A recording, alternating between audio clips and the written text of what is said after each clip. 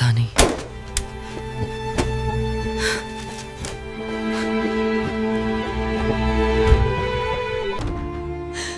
इस दरवाजे के साथ जैसे मेरा दिल भी रोज बंद हो जाता है।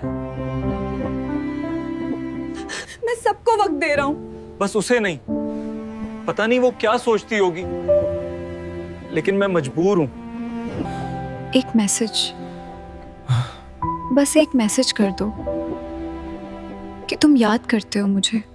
किसी रिश्ते को तोड़ने के लिए बेवफाई काफी नहीं होती, बेतवज्जोही भी बहुत होती है। मैं उसका हक अदा नहीं कर पा रहा। मगर क्या करूं, हालात मुझे जुकड़ चुके हैं। ये तस्वीर वाला शख्स यही मेरा शौहर था ना, जो हंसता था, बात करता था। तुम मेरे इंतजार में। बस थोड़ा सा वक्त दे दो। मैंने उसे तो कभी छोड़ा नहीं, मगर वक्त ने हम दोनों को छोड़ दिया था।